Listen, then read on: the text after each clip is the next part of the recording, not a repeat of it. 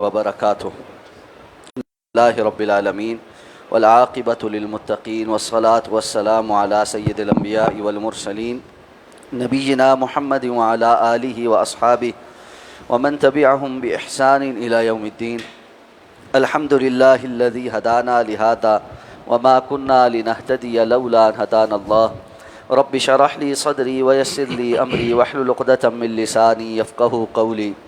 اللہم انفعنا بما علمتنا وعلمنا ما ينفعنا وزدنا علما۔ اللہ تعالیٰ کے فضل و احسان سے سورہ الانفال کی آیت نمبر 62 تک ہمارا سبق مکمل ہو چکا ہے۔ آیت نمبر 63 اور 64 کی انشاءاللہ آج ہم تلاوت کریں گے۔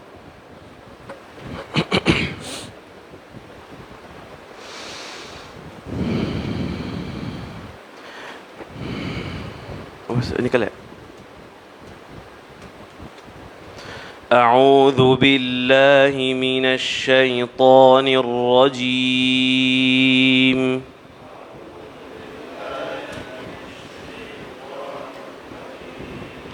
وَأَلَّفَ بَيْنَ قُلُوبِهِمْ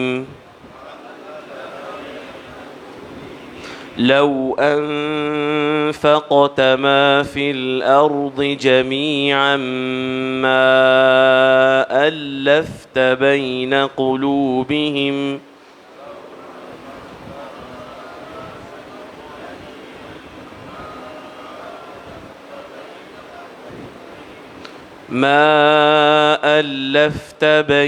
قلوبهم ولكن الله ألف بينهم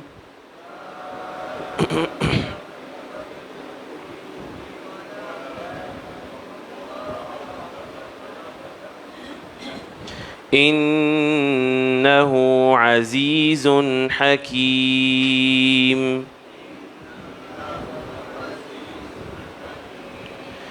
يا أيها النبي حسبك الله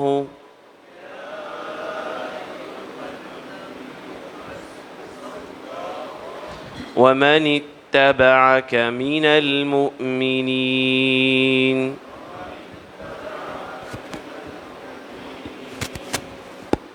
آج چودھری سلیم صاحب نہیں ہیں تو سب کی آواز ایک طرف اور چودھری صاحب کی آواز ایک طرف۔ آواز اونچی آواز سے پڑھنا جو ہے نا، اس سے ایک تو یہ کہ آپ کی آواز بھی بہتر ہوگی اور غلطی جو ہوگی وہ بھی درست ہو جائے گی، اس لیے کوشش کیا کریں اونچی آواز سے تلاوت کریں۔ وَأَلَّفَ بَيْنَ قُلُوبِهِمْ، اور اس نے ان کے دلوں کے درمیان الفت پیدا کر دی۔ لَوْ أَنفَقْتَ مَا فِي الْأَرْضِ جَمِيعًا، اگر آپ خرچ کرتے جو کچھ زمین میں ہے سارا کا سب، مَا أَلَّفْتَ بَيْنَ قُلُوبِهِمْ، آپ ان کے دلوں کے درمیان الفت نہیں پیدا کر سکتے۔ وَلَكِنَّ اللَّهَ أَلَّفَ بَيْنَهُمْ، لیکن یہ اللہ ہے جس نے ان کے درمیان الفت پیدا کی۔ إِنَّهُ عَزِيزٌ حَكِيمٌ، یقیناً وہ بڑا ہی غالب اور حکمتوں والا ہے۔ یا ایھا النبی، اے نبی صلی اللہ علیہ وسلم، حسبک اللہ، آپ کو اللہ کافی ہے۔ وَمَنِ اتَّبَعَكَ مِنَ الْمُؤْمِنِينَ، اور انہیں بھی جو مومنین میں سے آپ کی اتباع کرتے ہیں۔ گزشتہ آیت میں ارشاد فرمایا تھا کہ اگر تمام تر طاقت اور قوت کے تیار رکھنے کی وجہ سے کفار صلح کی طرف مائل ہو جائیں تو پھر آپ بھی ان کے ساتھ صلح کر لیں، اور اس میں اگر اس بات کا اندیشہ ہو کہ وہ کوئی دھوکہ بازی کریں گے تو آپ اس معاملے میں اللہ پر بھروسہ کریں، اللہ آپ کو کافی ہو جائے گا، جس نے آپ کی اپنی نصرت کے ساتھ تائید کی ہے، اور مومنین کے ساتھ بھی اہل ایمان جو صحابہ کرام ہیں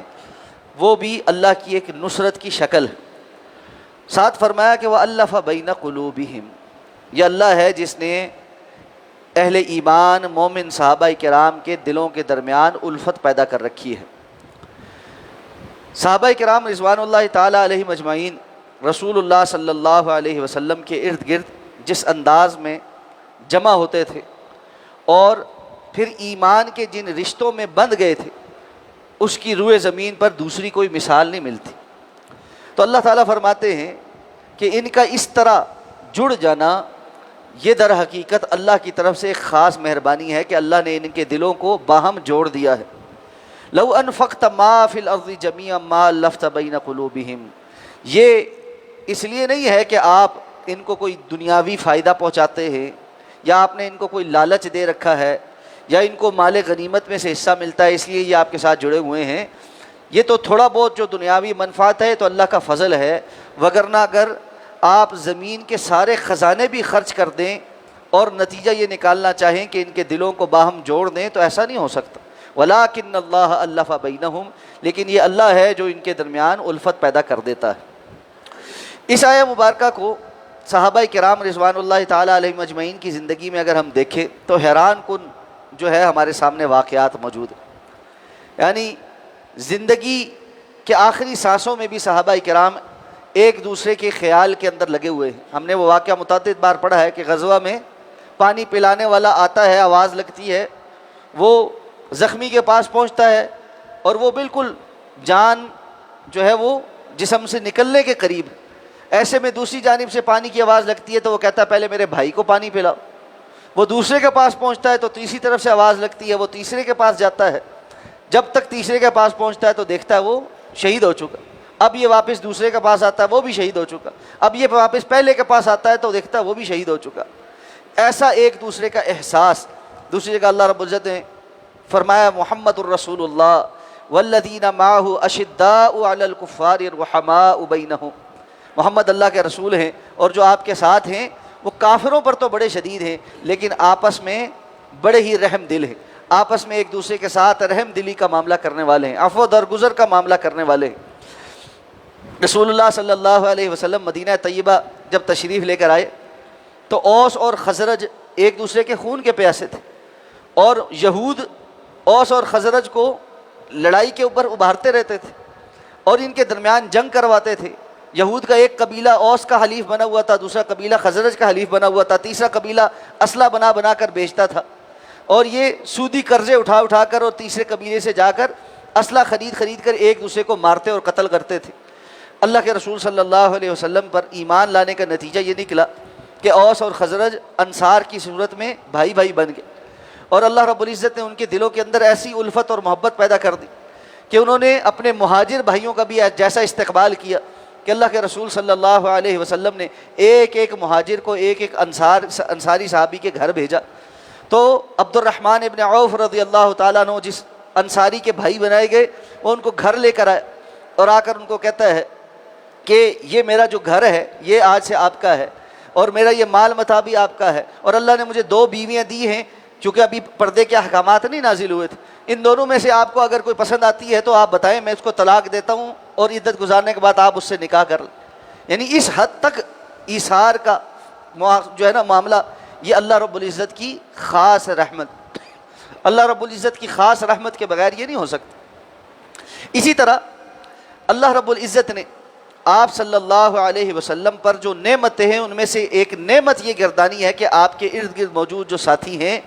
وہ آپس میں بڑے شیر و شکر، بڑے محبت کرنے والے ہیں۔ حقیقت یہ ہے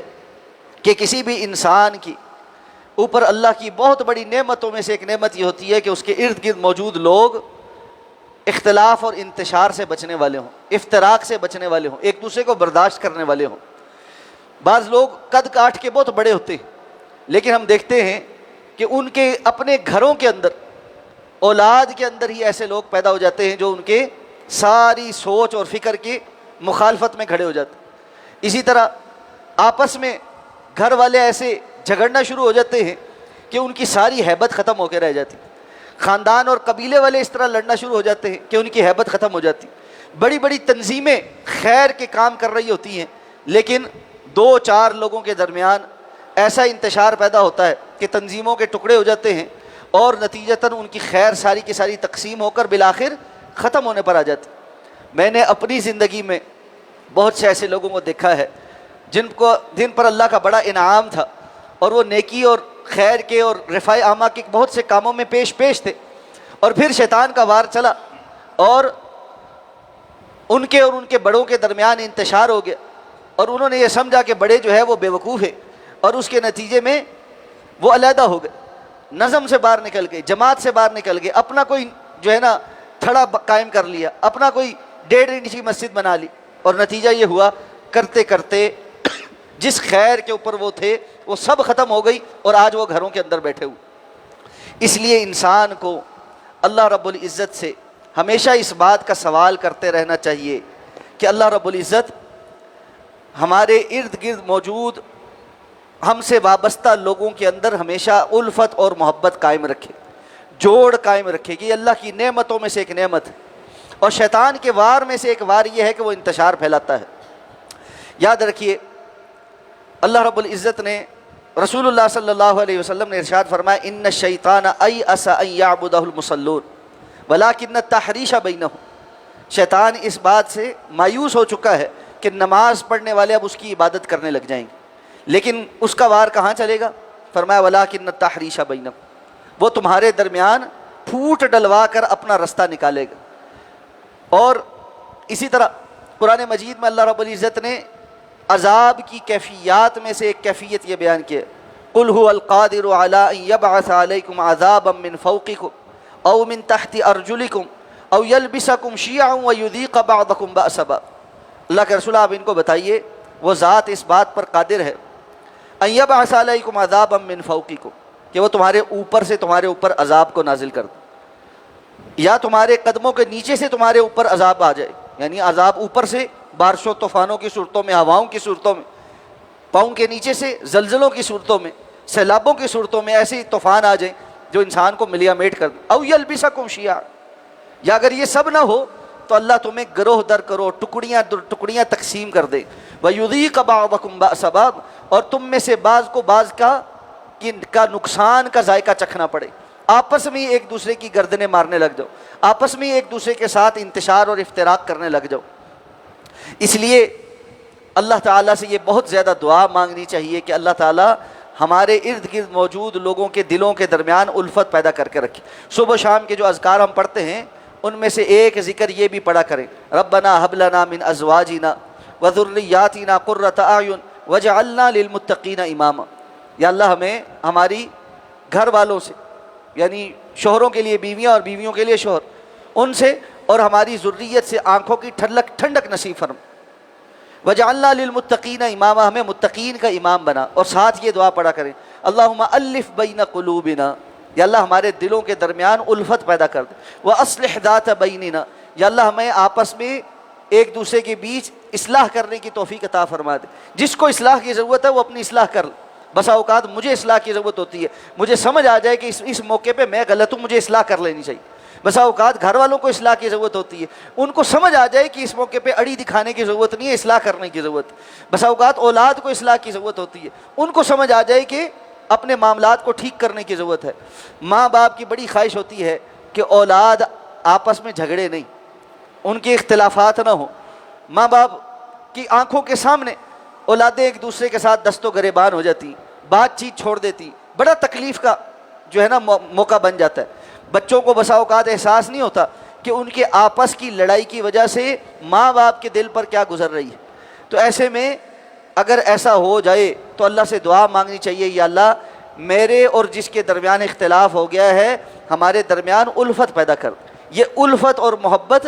اللہ کی طرف سے خاص نعمت ہے، اور یہ خاص نعمت اللہ سے طلب کرنے پہ ملتی ہے۔ تو رسول اللہ صلی اللہ علیہ وسلم کو فرمایا کہ اللہ کی نعمتوں میں سے نعمت یہ ہے، اللہ کی نصرت اور تائید کی صورتوں میں سے یہ ہے کہ اللہ نے آپ کو اہل ایمان ساتھی نصیب فرمائے ہیں اور ان کے دلوں کو آپس میں جوڑ دیا ہے کہ یہ دل کا جوڑا،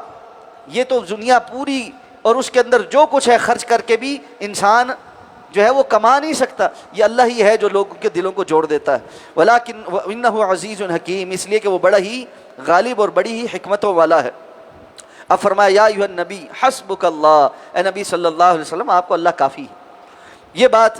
سب سے پہلے تو اوپر بھی بیان ہوئی، فإن حسبک اللہ، اللہ آپ کو کافی ہے۔ یہاں دہرانے کا مقصد میں دو باتیں ہیں، ایک تو یہ کہ اوپر اہل ایمان کا ذکر نہیں ہوا تھا، تو کوئی کہہ سکتا ہے یہ اللہ رب العزت کا کافی ہونا اللہ کے رسول کے لیے خاص ہے۔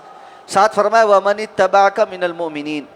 جو بھی اہل ایمان آپ کی اتباع کریں گے، قیامت تک آنے والے اللہ کے مومن بندے جو آپ کے رستے پر چلیں گے، آپ کی اتباع کرتے رہیں گے، اللہ ان کے لیے دنیا کے مقابل کافی ہو جائے۔ تو یہ بہت بڑی خوشخبری ہے کہ جس بھی دور میں اللہ کے بندے اللہ کے رسول صلی اللہ علیہ وسلم کی اتباع پر ڈٹے رہیں گے، اللہ تعالیٰ ان کو کفار کے اور منافقین کے مقابل کافی ہو جائے۔ دوسری بات یہ کہ اگر اللہ تعالیٰ نے آپ کو یہ ساتھی عطا فرمائے ہیں تو یہ نہ ہو کہ کوئی لوگ یہ سمجھیں کہ اگر یہ ساتھی نہیں رہیں گے تو پھر کیا ہوگا، یا کوئی یہ کہہ سکے کہ بعد میں کہ اللہ کے رسول کے ساتھ تو اللہ کے رسول کے ساتھی تھے، آپ کے صحابہ تھے، ہمارے ساتھ تو ویسا کوئی نہیں ہے، تو پھر تو اللہ تعالیٰ نے فرمایا ایسا نہیں، حسبک اللہ، اصل تو یہ ہے کہ اللہ آپ کو خود کافی ہے۔ یہ اسباب تو اللہ رب العزت نے جوڑ رکھے، وگرنہ اگر یہ نہ بھی ہو تب بھی اللہ کافی، اور صرف اللہ آپ کو کافی نہیں بلکہ آپ کی اتباع میں چلنے والے اہل ایمان کو بھی کافی، کہ ان کو بھی اگر ساتھ نصیب نہ ہوا تو یہ نہیں کہ وہ ناکام ہو جائیں گے، اگر وہ ثابت قدم رہیں گے تو اللہ ان کے لیے بھی کافی ہے۔ اللہ ہم سب کے لیے کافی ہو جائے، اللہ ہمیں سمجھ کر عمل کرنے کی توفیق عطا فرمائے۔ سبحانک اللہم و بحمدک، نشہد ان لا الہ الا انت، نستغفرک و نتوب الیک۔